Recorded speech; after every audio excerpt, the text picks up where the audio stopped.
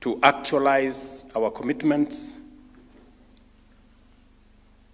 what the situation was, where we are today, and what we need to do in the remaining part of our term. So let me begin by saying that we've had a good engagement looking at the overwhelming mandate that was given to us by the people of Kenya. We did discuss this morning whether we overpromised, and it was very clear to us that we did not, that Kenya needed transformation.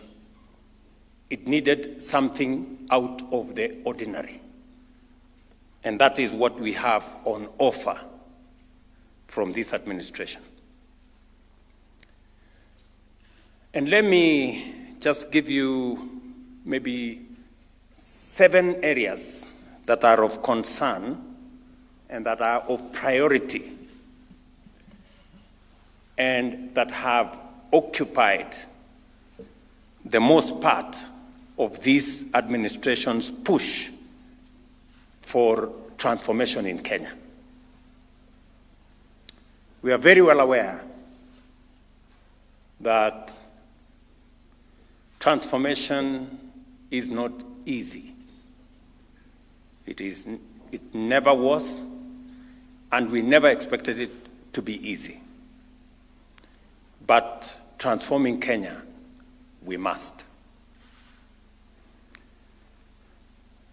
I will speak to 7 subjects that has been the subject of conversation in this gathering and the priority areas of this administration. Number 1 is the economy. We have assessed where we were in 2022. And we had a situation emerging from the shutdown of the economy as a result of COVID-19, a devastating drought followed by floods that had made the cost of living rise very high. Prices of unga were 240. We had 7 million Kenyans in the CRB. Our inflation was at 9.6%. Our exchange rate skyrocketed to about 165 shillings to the dollar. Our foreign exchange earnings went to a low of $6.5 billion, only 3 months of import cover.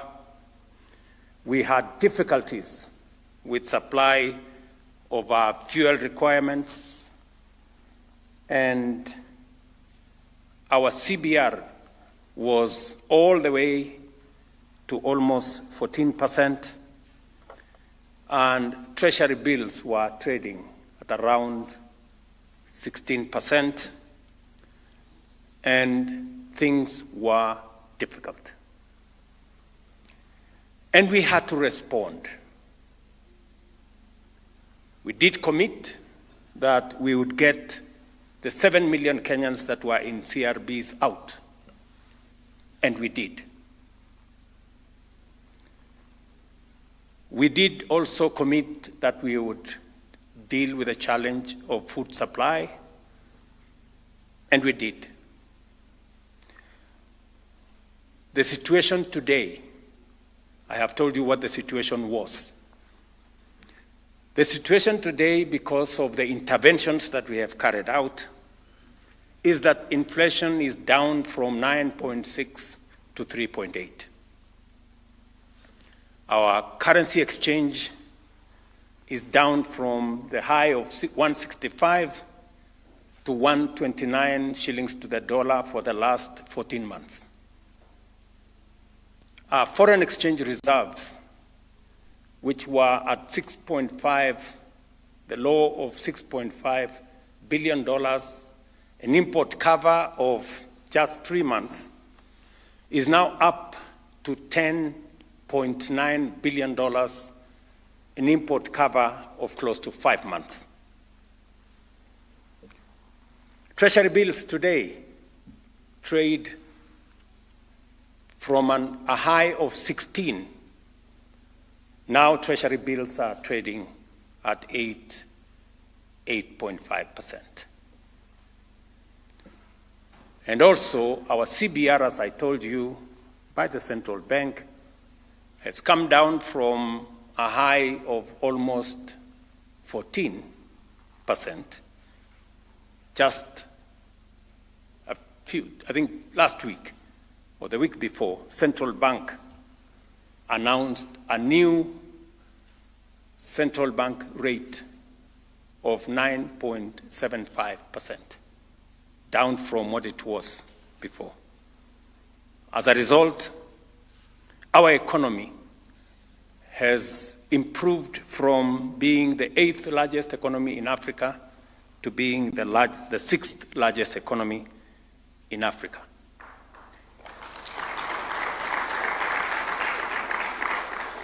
When we told the country that we were going to stabilize the economy, we meant it, and by God's grace, the economy today is different from what it was then. But we also have discussed about what about the future? What happens from here? And it is our intention to continue to expand our interventions on managing expenditure and increasing our revenues. It is our intention, and the targets we have for the future is that we want to move our revenues as a percentage of GDP from 15, 16, 17%. We want to see whether we can take it to 19, 20%. That is our looking forward. We're also looking forward to ensuring that we maintain our foreign exchange reserves by supporting more exports of goods, of services, so that we can grow our balance of payment numbers. That is on the economy. Number two, on agriculture, we did commit to the country that we were going to undertake robust, far-reaching reforms in the agricultural sector. And as I have said, you know very well that we had an untenable situation where the cost of living was very high. The largest contributor, as you all know, to inflation and the cost of living is the cost of food. And it wasn't going to be possible to deal with the challenge of cost of living or cost of food without significantly transforming agriculture. So what did we do to deal with that situation that we had where agriculture was not supplying enough food? We had challenges of policies in that space. We had fraud on fertilizer and all the other interventions that were going on. And we had challenges of farmers getting adequate prices or the correct prices for their produce. So as an administration, we took 5 steps to transform the agricultural sector. Number one, we changed from subsidizing consumption and instead went to support production. That is why instead of subsidizing unga, we decided to subsidize fertilizer. because it makes the whole difference. We took the next step to get the correct data, because the agricultural space didn't have any accurate data on any matter.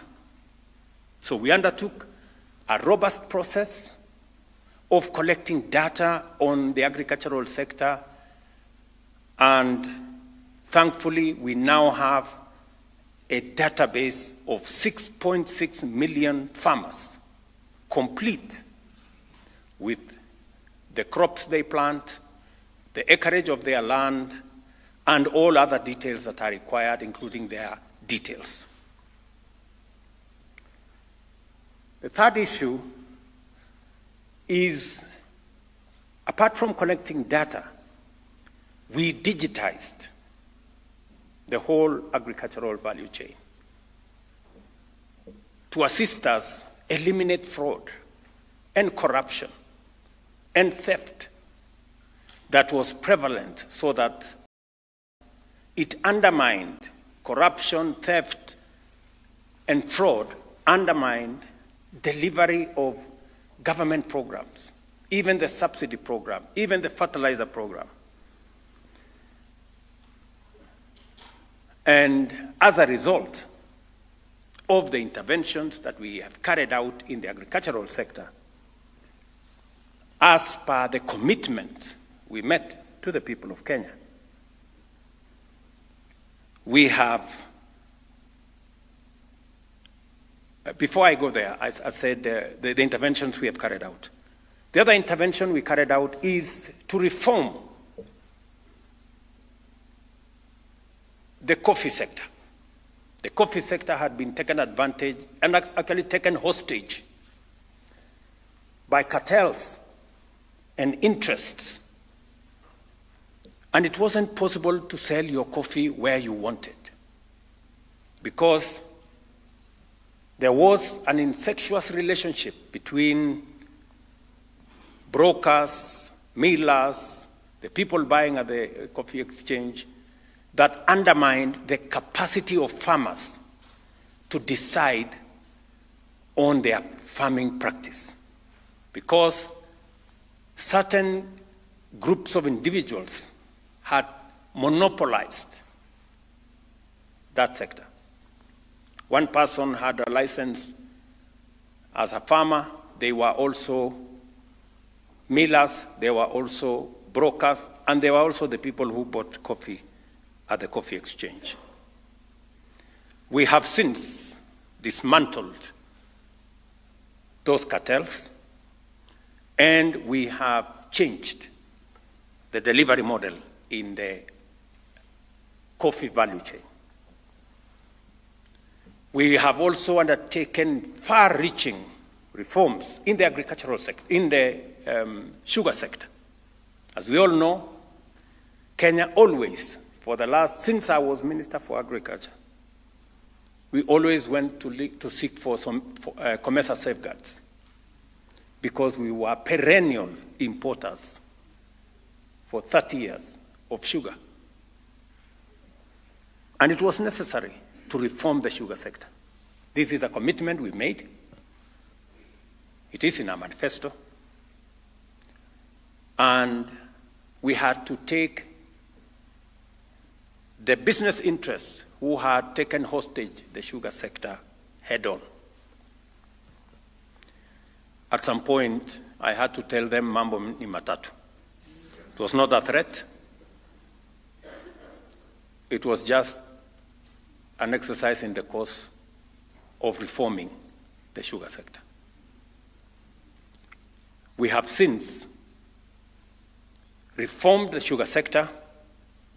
We have brought in the private sector to work with us, and we have stopped the tradition that existed for 20 years, where government always came in to pay farmers for sugarcane that was never supplied to government, or to pay workers that did not work for government. So, what is then the new situation?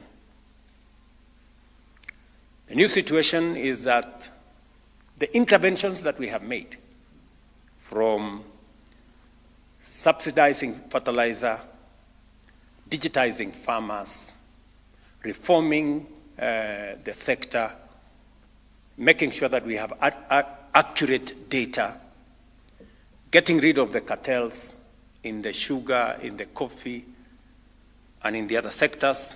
Today, we have a new situation. Our productivity has gone up.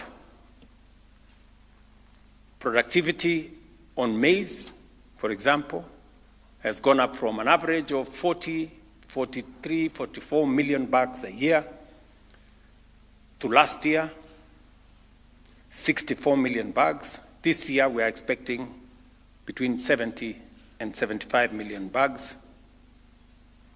Coffee, the prices have moved up from an average of 65 to an average of 120. Some farmers are getting 130, 140, 150, because we have removed crooks and cartels that undermined farmer interests. The sugar sector is stepping up. Farmers will tell you now in the sugar sector, for the factories that we have already completed, farmers will now never be paid by government. They will be paid by the factories that they supply their sugarcane to. We have agreed with all the private sector players that farmers will be paid not in 6 months or 1 year, as has been the case before, but they will be paid every 7 days. Workers will be paid on time, and every year, sugarcane farmers will receive a bonus. We have already actualized that in one of the first factories, Mumias, that we started with. All the other formerly government-owned sugar mills will follow suit. By December this year, we intend to pay bonus to sugarcane farmers across the sugar mills that were formerly owned by government, because we have reformed that sector. But we still have some work to do for the future. We are looking at how we can improve on the quality of data that we have. We are now bringing data on livestock so that we can facilitate the vaccination that is underway. We are enriching data on all the other crops. We have now started the journey towards doing more in the rice sector. We are going to do more in the cotton sector. We have just finalized the reform of the cotton sector, including finding a private sector player to run Rivertex and to provide offtake for cotton farmers, and to also supply high-quality seed to our cotton farmers. Let me mention about milk, as I talk about our livestock farmers, including dairy and beef. If you look at the Kenya National Bureau of Statistics numbers, earnings from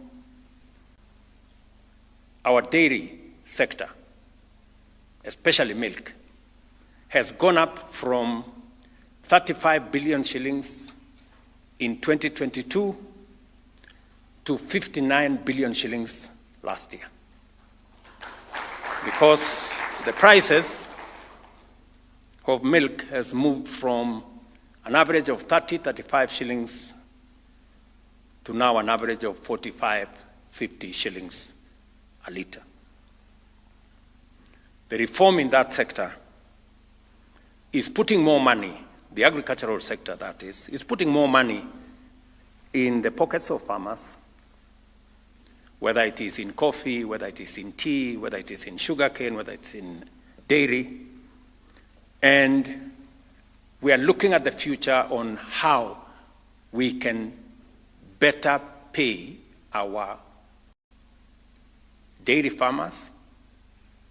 We are now rolling out a whole industry around leather so that more farmers can have earnings. So we have a program for the future on what we need to do to enhance the progress that have already been achieved in the agricultural sector.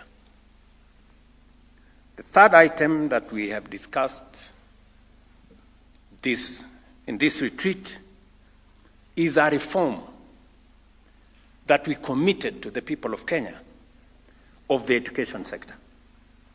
We have undertaken far-reaching, transformational reforms in the education sector.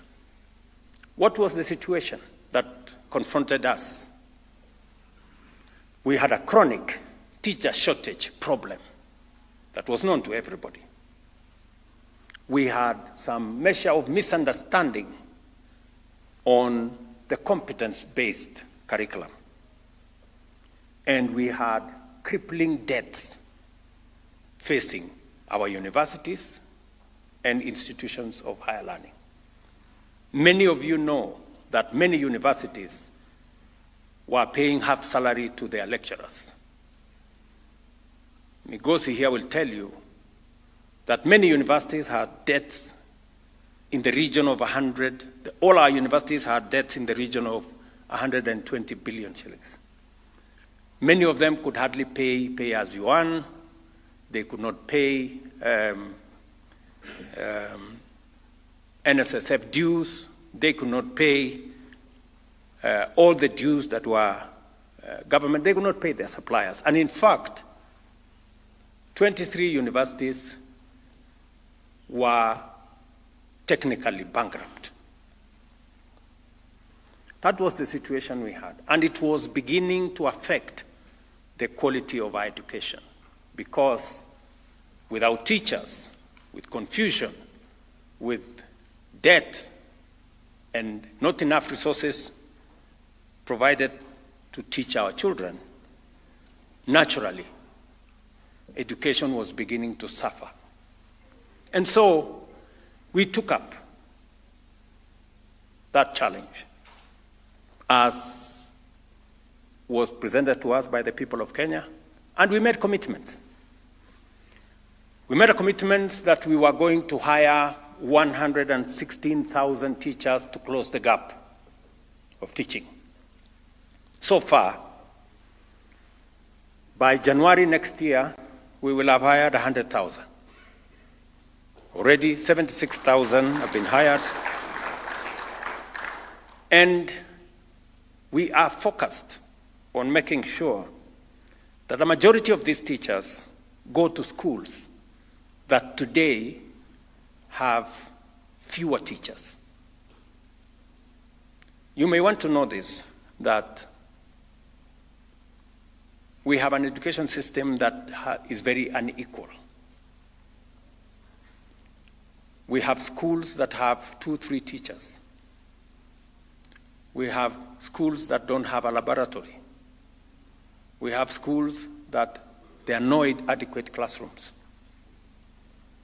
And so it was necessary for us to intervene. So we've hired more teachers. We've built 23,000 new classrooms, 16,000 by the national government, 7,000 with our partners under CDF.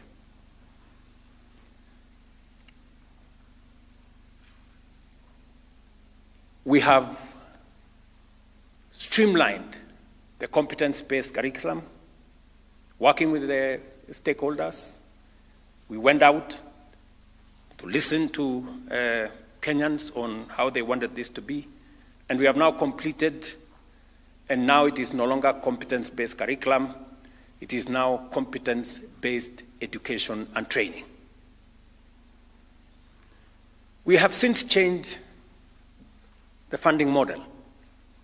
Rather than focusing on the university, we are now focusing on the student. So now we have a student-centered funding model that makes sure that every child in Kenya is treated fairly. And those who come from backgrounds that cannot support their education, they get affirmative action. And that is why we have students from poor families today under the new funding model who will get up to 90% government scholarship so that no child in Kenya is left behind.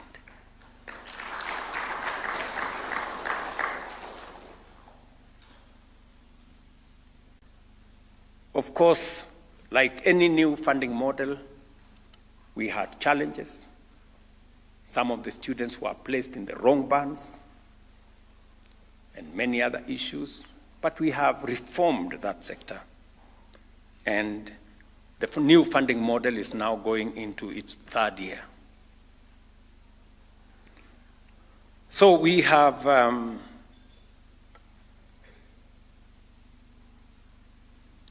because of the new funding model, we now have adequate resources going to our universities.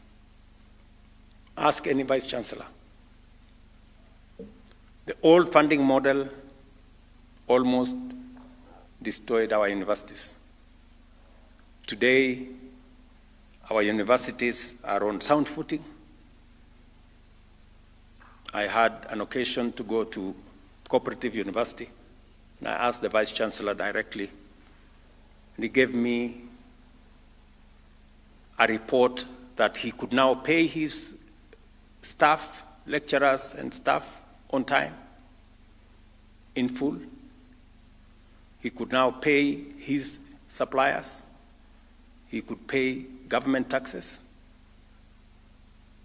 And he just asked me to continuously look at making sure that the means testing instrument was accurate so that we place students in the right bands. What do we intend to do going into the future on education?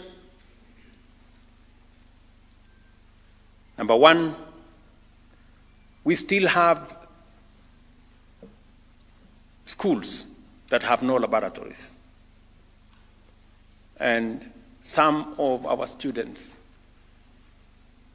engage with the Bunsen burner for the first time during exams. So we're going to build 1,600 new laboratories, especially in rural schools and schools that do not have a laboratory today. Waziri, when is that exercise beginning? July. That is in the next few weeks. Number two, as I said, we're going to hire another 24,000 teachers. The money is in the budget this year. By January, they will be in class. And next year, we will hire the balance of the teachers so that we get to the 116,000 that we committed ourselves to the people of Kenya. And then we will also not just close the gaps on infrastructure or teacher numbers. We will also streamline and enrich the means testing instrument so that we make sure that every child is placed in the right band so that we don't disadvantage any child in Kenya. And then we will engage with the stakeholders going into the future to test the efficacy of the programs that we have worked on.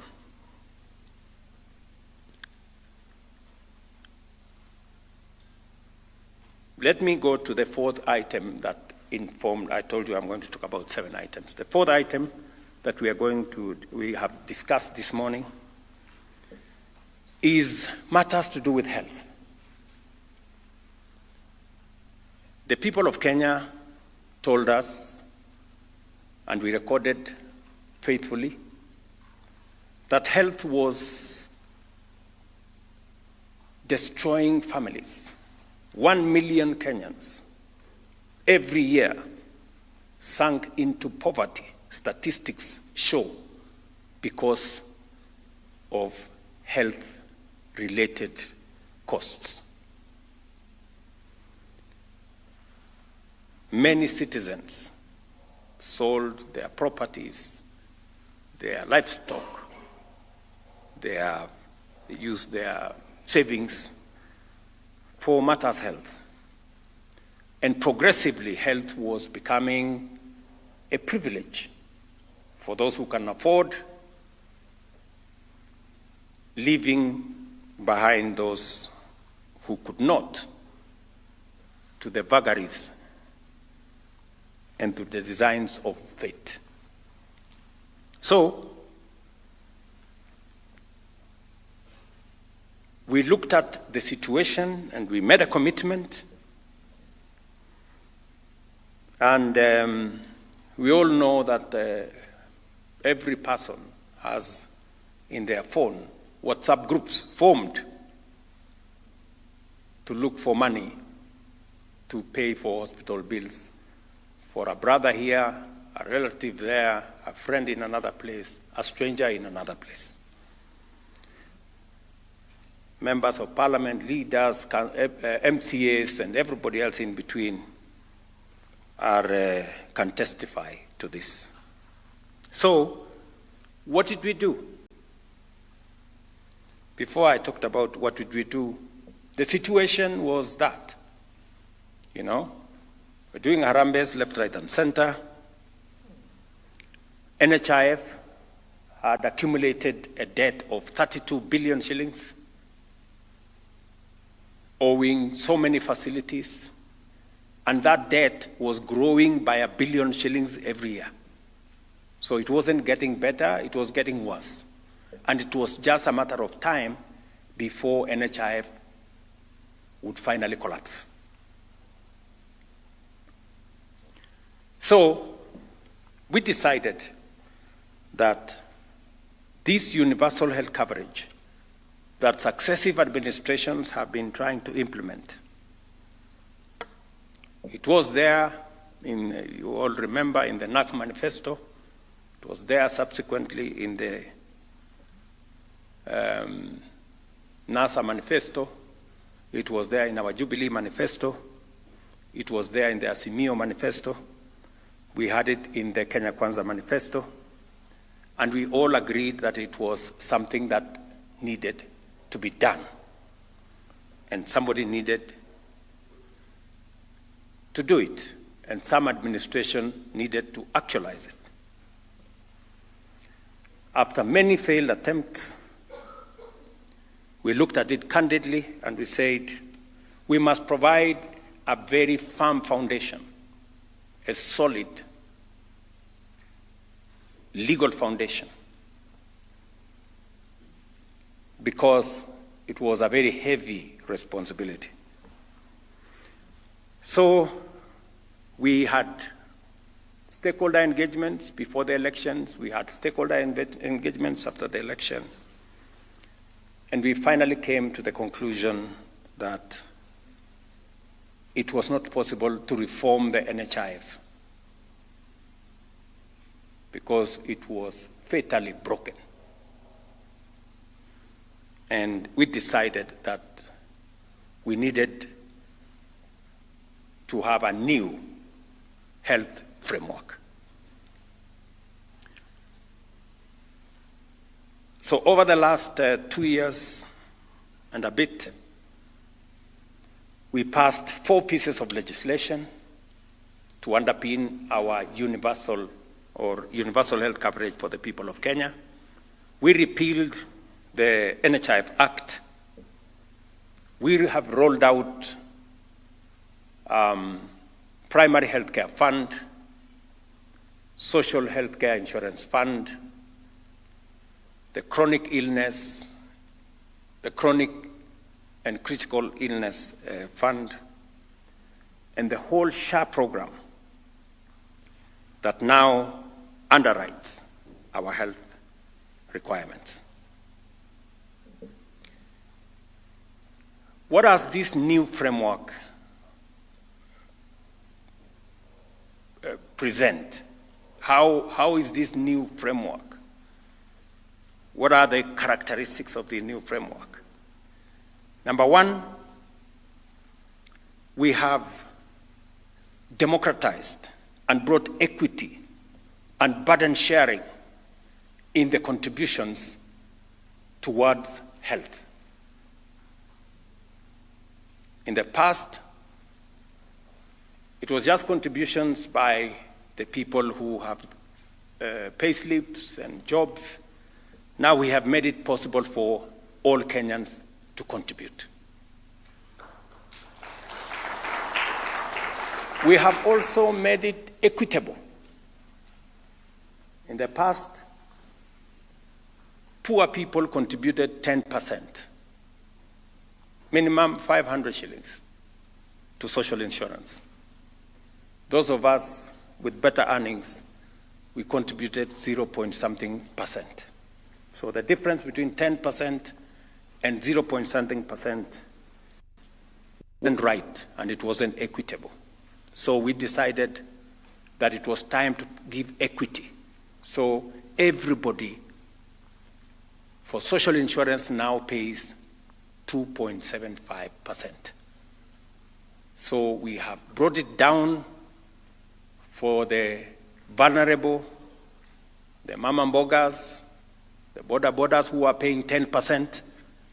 Now they are paying a quarter of what they were paying, 2.75%, and provided equity for all of us. Number 3, we have removed the manual system and digitized health from admission, through treatment, through surgery, all the way to discharge is now on a digital platform.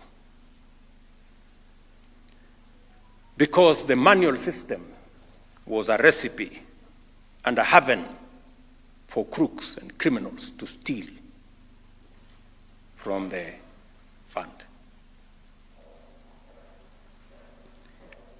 In fact, a big failure of the NHIF was largely contributed by fraud and corruption. We all know of the history on the incidences. We found out that under NHIF, it was possible to amputate one person 10 times. And that begs the question, how many legs did this person have? Under the new arrangement, if you carry out 2 amputations, the system will not accept a third one because it will show that you have 2 legs, both of them have been cut, so you have nowhere else to.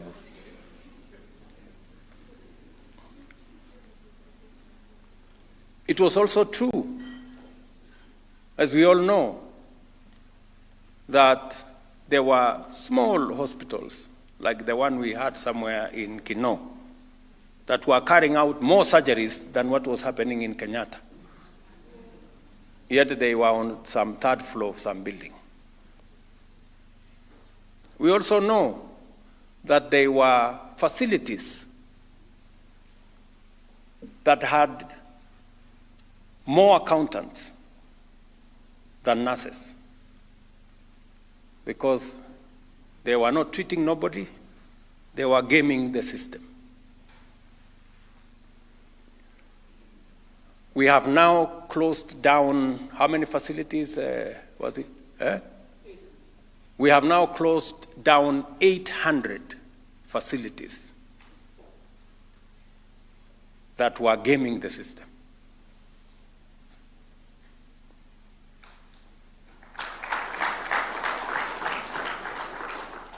And that has been necessitated because we have digitized the whole system.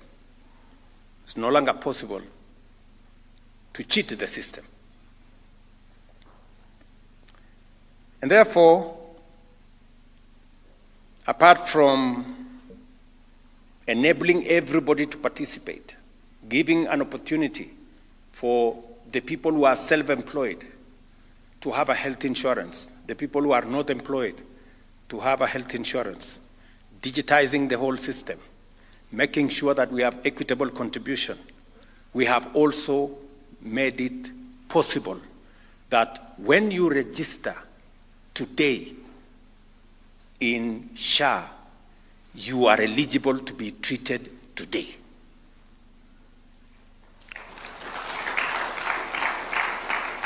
In the past, under NHIF, you needed to wait for 3 months. And many people ask us, supposing after the 3 months, what will have happened if I was sick? Do I have to postpone the illness? So we have made it possible under the new social health insurance for beneficiaries to benefit instantly on registration. So, as a result, we have eliminated fraud, we have enhanced efficiency, we have enhanced accountability, and Kenyans today believe more than they have done in the past on matters healthcare. As a result, the numbers speak for themselves. Where we had 7 million registered members under NHIF, today we have 23 million Kenyans registered under SHA. And for your information, 50,000 Kenyans register on average every day. We've had a high of 90, what was the highest number we registered in a day? 93,000 Kenyans is the highest that registered in one day. But on average, 50,000. Over the weekends, they come down to 30,000, but on average, 50,000. And the numbers are counting because Kenyans now know that when you register, number one, you have access for free to level 1, level 2, level 3, and part of level 4. And then you have access when you make your contribution to level 5, level 6. Number two, SHA has now paid 3.6 million for 3.6 million Kenyans under the primary health fund, and for 2.1 million Kenyans under SHIF. A total of 5.7 million Kenyans have benefited from our new healthcare program.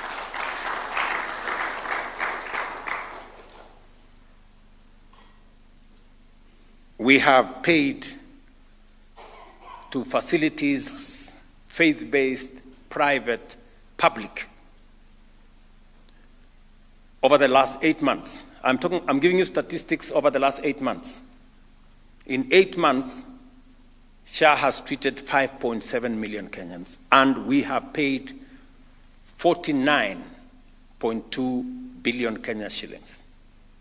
6.2 billion was paid last week.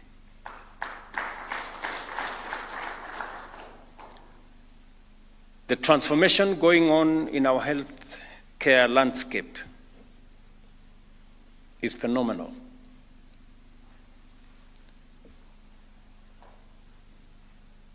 We believe that by the end of this, by the 1-year anniversary of SHA, we will have paid 3 times more than NHIF could pay in 1 year. That is the kind of transformation we are talking about. Already, at 49 billion shillings, NHIF used to pay an average of between 20 billion and 25 billion a year. In 8 months, we have almost doubled what NHIF used to pay in a whole year. That is what transformation looks like, in my opinion. What are we planning to do going into the future? We intend to get every Kenyan and their dependents registered in SHA.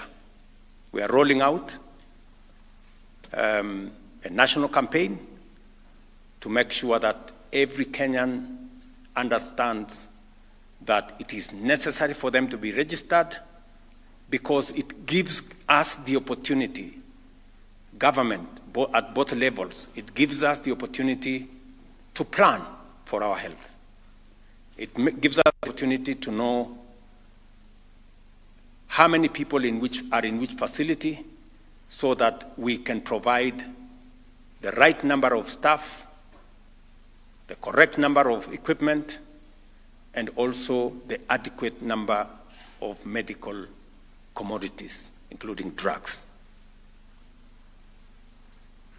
So we are going to carry out a robust campaign as number 1.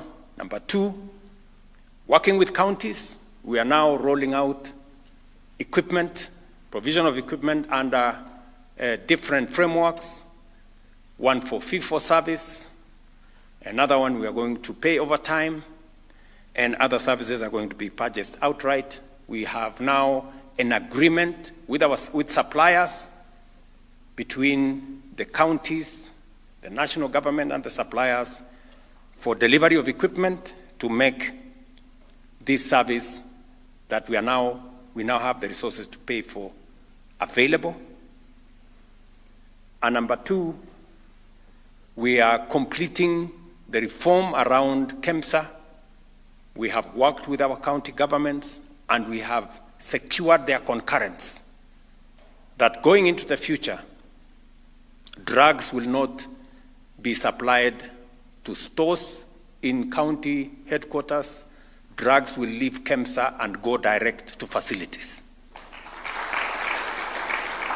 We have also agreed with them that as facilities, as SHA is paying for treatment, the component of payment that is as a result of drugs will be paid direct to KEMSA, to make sure that drugs do not run out in facilities because they have not been paid for. And I must commend county governments for their immense contribution to this program, because this is a program we share with them.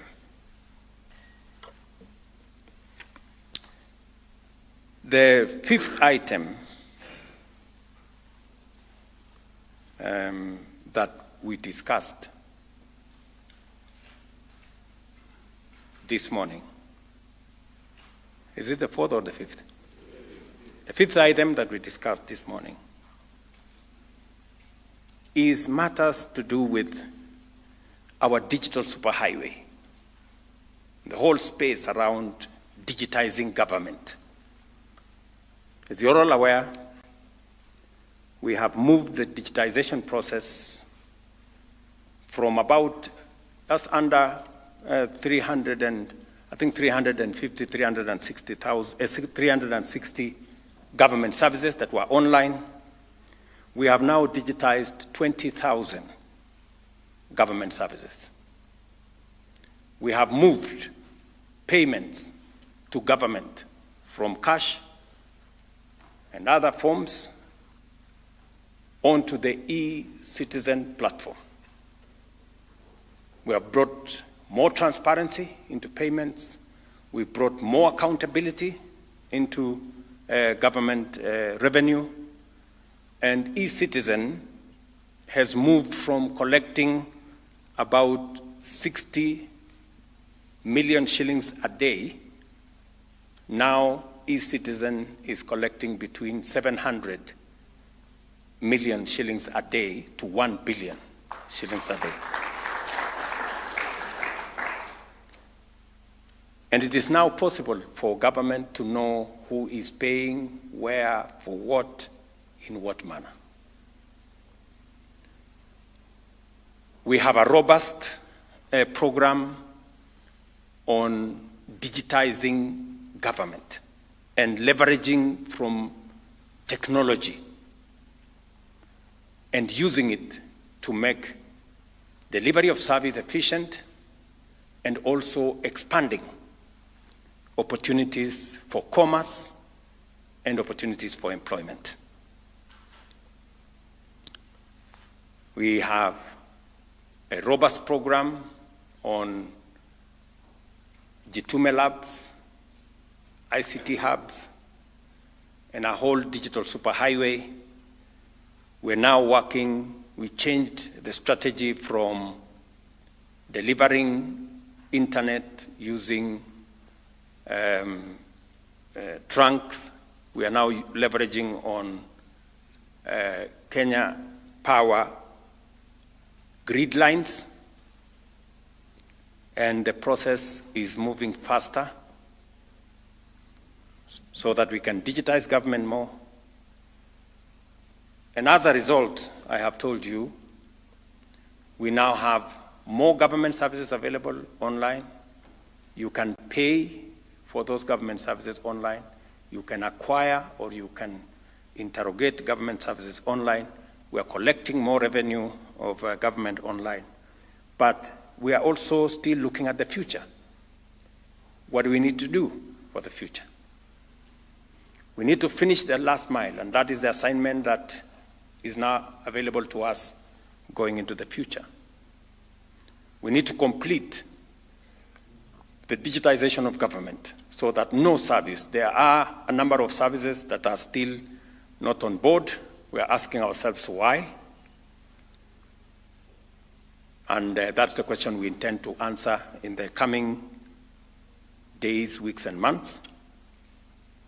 Number two, there are some institutions that still don't want to pay on e-citizen because they have things to hide.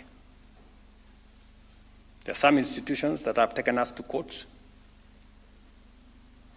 We will be engaging with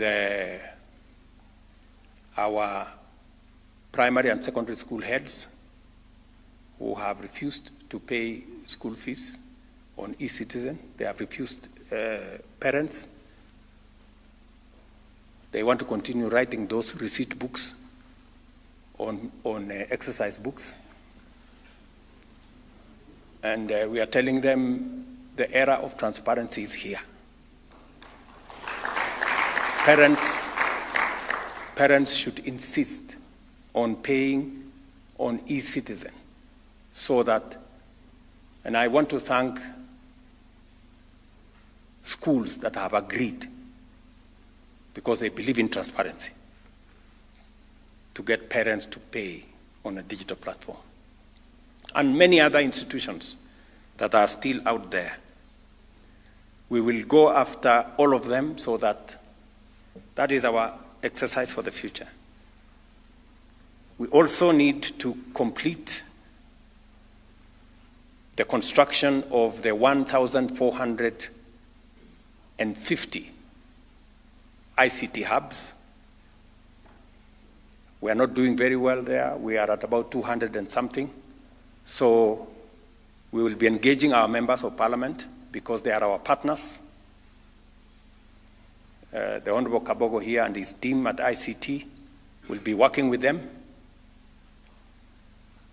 We are also developing networks to be able to get more computers because we need close to 150,000 computers to run our ICT hubs across Kenya. So that is going to be our assignment going forward, to work with partners to be able to get computers, and we are looking at possibilities of manufacturing those computers here in Kenya so that servicing becomes easy and also create local expertise for us developing this space now going into the future. And we will be looking at how we can do this from a whole of government approach. The sixth issue that I want to talk about is our micro, small, and medium enterprises. As I told you,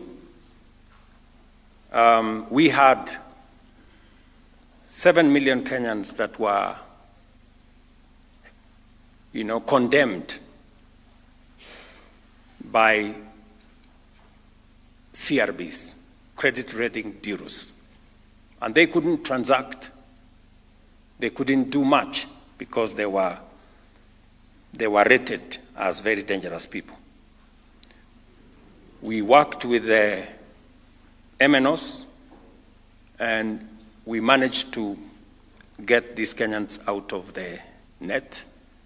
And the reason why these Kenyans were all in CRBs was because they were paying interest rates of up to 300%.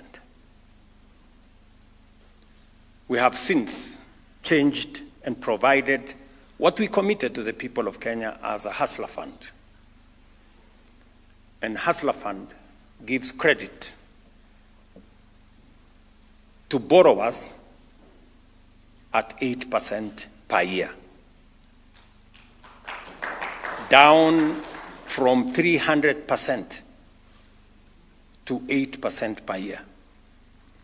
We have lent 65 billion shillings under that framework. And we have improved the credit ratings of citizens. A presentation was presented to us here today that Hustler Fund has become the nursery school for creditworthiness. That is when people discover that being creditworthy is necessary. And as a result, we are now transitioning 1.6 million of these borrowers. Now they can be lent to by banks because they have established a credit history that is credible.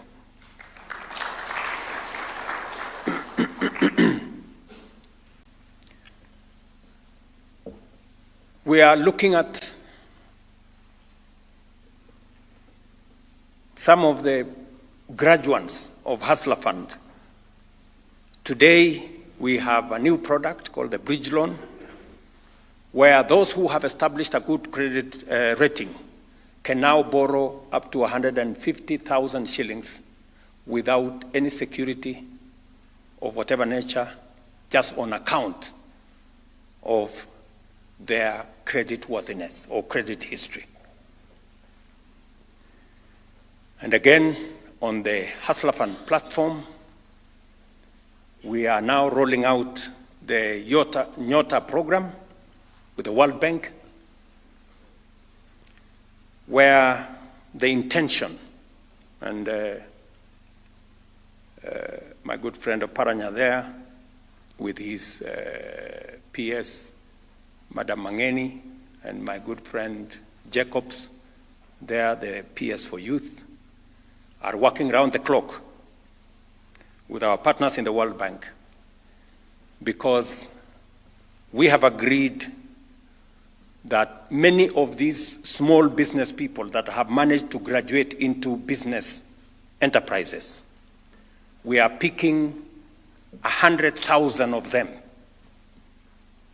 and giving them, together with the World Bank, a grant of 50,000 shillings each one of them. And we will be spending 5 billion shillings to support young people, women. And we have made sure that it covers every part of the country. 70 small business people will be identified in every ward in Kenya to be beneficiaries of this program as we upscale the micro, small, and medium enterprise space into creditworthiness and improving their businesses. And finally, what we discussed this morning and afternoon is matters to do with the young people of our nation and jobs. We all agree as a nation that creating jobs or unemployment is a problem that we must solve. We have discussed unemployment for many years. Every election cycle we are talking about unemployment. But we all know that jobs cannot happen. They must be created. Some deliberate, intentional policies must be put in place to create jobs. And we have interrogated our plan on creating jobs. And we have the following to say. We did make a policy decision that we were going to roll out our housing program. And our housing program, apart from it being a constitutional imperative under Section 43 of the Constitution, apart from it being about dignified living, and having the history that we do, that the Housing Act was passed for the first time 60 years ago. The same time Malaysia passed their housing law, the same time Singapore passed their housing law, we passed our housing law. But today, the situation in Singapore, Malaysia, and all the others is different from the situation in our country. While 90-something% of the citizens of Singapore are home owners, 7 million people in Kenya live in slums. And we only have 30,000 mortgages for people to own homes. That is the difference between transformation and the lack of it. So, and as we all know, as the people of Kenya, we have discussed matters of unemployment, but we haven't quite provided credible policy interventions that create known numbers of jobs. So this time round, as an administration, we decided to have 4 different programs. One is housing. So when we talk about housing, it's not just about getting people out of slums. It is not about getting people who are in the middle class to own homes instead of renting them. It is not just about decent living. It's about jobs. We have rolled out, as you all know, our housing program, and today we have 250,000 young people working, women and men working in our housing program. We have 150,000 houses under construction. 11,000 are ready. We will be giving them out in the course of the year, and they will continue to be ready as we go. And we are continuing to advertise. We have a pipeline of 700,000 jobs, 700,000 housing units that are in the pipeline. Already 150,000 are under construction. The others are in different stages. Some are undergoing design, others are undergoing very different stages in our plan. We see this sector continuing to be a growth sector. The numbers working in affordable housing can only increase because as of 2022, we had a shortage of 2 million houses. And therefore, this affordable housing program, even at the rate of 200,000 houses every year, we need between 15, 20, 25 years to be able to catch up with the deficit that exists in affordable housing.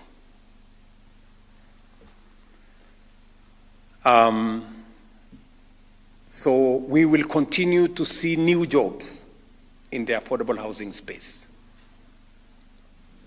of different categories. Architects are doing their part, engineers are doing their part, masons, carpenters, plumbers, and many others, and everybody in between are making their contribution. It is our intention that we will get more Kenyans to own homes and to own a piece of what is Kenya, and that we will remove more people from our slums and create decent livelihoods. It is true that if you go to any city today in Kenya, whether it is Garissa, Wajir, and I was there, Kiambu, Mombasa, Kitui, Machakos, Kisumu, Homa Bay, name it, Eldoret, Nakuru, the largest estate today in any city in Kenya is affordable housing. We have 250,000 people working. We are building accompanying infrastructure in hostels, markets, institutional housing. Affordable housing is changing the landscape of Kenya in a very dramatic and significant way. And this is just 2 years. 2 years. Tell me what's going to happen in 5, 10, 15, 20 years. You will not recognize this country. That is the reality of transformation. We know that it was difficult to do this initially, but I think the people of Kenya are beginning to appreciate that this was not about talk. This was not just about promise. This was about what we wanted to do to transform our nation. Apart from affordable housing, and we are seeing results, and I am confident that the foundation we are laying for the transformation of Kenya will make sure that this nation changes for good. We also decided that we wanted to take advantage of the single most important asset we have as a country, our human capital. If there is an asset we have as a nation, it is the Kenyan people and their talents and knowledge and expertise. The best human capital we have from this continent comes from Kenya. Ask anybody. Minimal supervision, very good English, you know.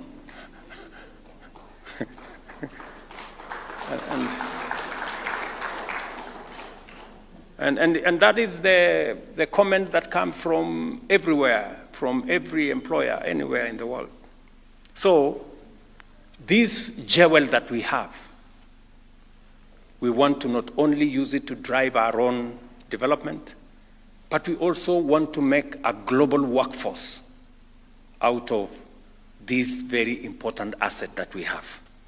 And therefore, we provided pathways and avenues for Kenyans, not just to work at home, but to work as a global, professional workforce. And we made a deliberate intervention. So what did we do? What was the situation? The situation then was we had agents, about 1,600 agents, who had corrupted the whole place, stealing from this one, taking people to weird places, you know, doing all manner of wrong things. We didn't have a coordinated government approach. We hadn't signed bilateral labor agreements with where these Kenyans were going. So we had confusion in that space. So what did we do? First, I created a department for diaspora to work with the Ministry of Labor to ensure that Kenyans living abroad are attended to by the government of Kenya. Number two, we streamlined the National Employment Authority.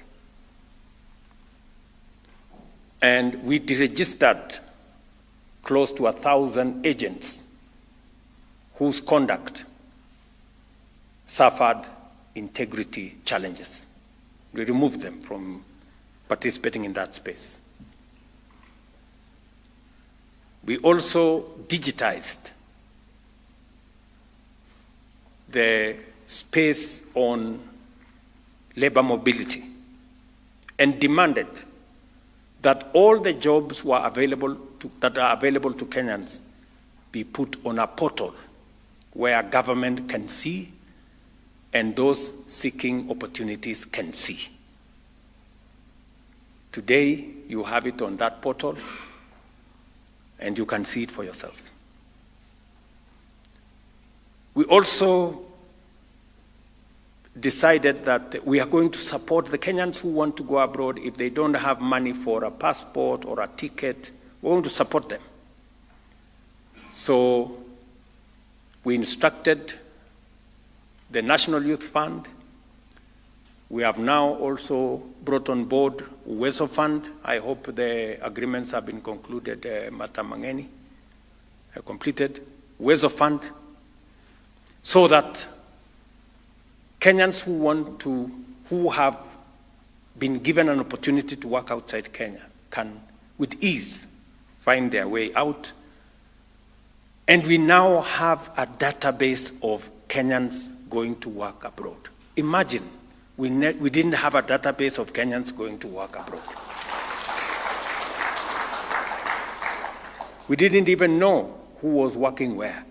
And that is why we just got reports of so-and-so is in distress, some other person there is in distress, and we didn't have them in our database.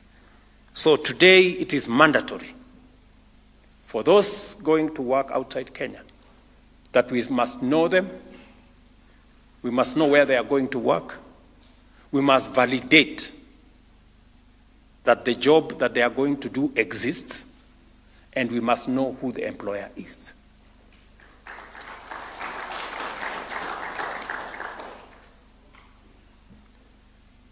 So, as a result, over the last 2 years, 400,000 Kenyans have found their way into jobs outside Kenya. Let me repeat, because sometimes we say things and people are wondering. 400,000 Kenyans have gone to work outside Kenya.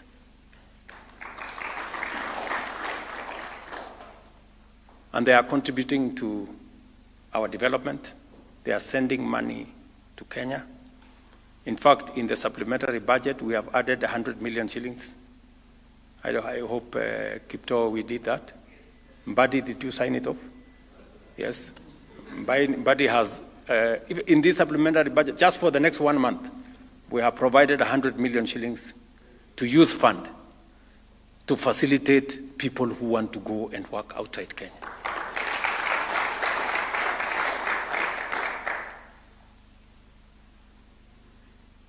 The third item that, as an administration, we have rolled out as a policy, this is deliberate. You know, housing is deliberate. Labor mobility is deliberate. Is digital jobs. We have rolled out a comprehensive program with our Jitume labs. Every TVET and some other institutions today have a Jitume lab where students in our TVETs take 2-3 hours, they work online, they earn money. I told you about the ICT hubs that we are working on. We have 280 already built. We have another 1,200 to go. That's the space we need to up our game. But already 180,000 Kenyans are working on the digital space. And the numbers speak to it. You know, remittances that come from Kenyans working abroad and Kenyans working on the digital platform has gone up by $1 billion in the last 2 years. Together, I will tell you, our remittance was $4 billion. By February this year, it was $4.95 billion.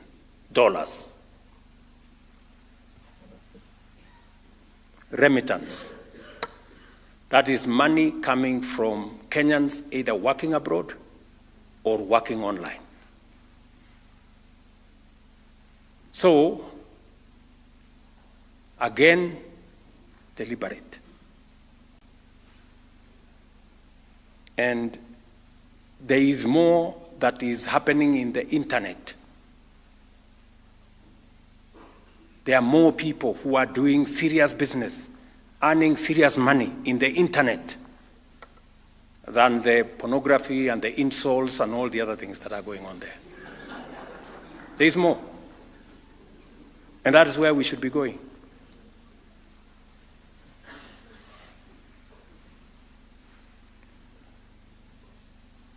And we are looking at other interventions. We have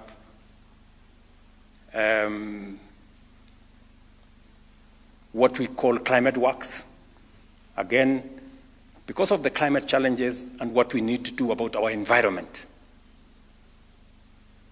we are again rolling out another 110,000 opportunities for Kenyans to work in the climate workspace, to work with us. Already 20,000 in Nairobi City are onto that course. And we've just advertised opportunities for 110,000, and they will begin working from when, Alice and Hinga, when are they? 1st of July. So from 1st of July, we will have another 110,000 young people coming to work in the climate works space. And we're looking at what we can also do in the space around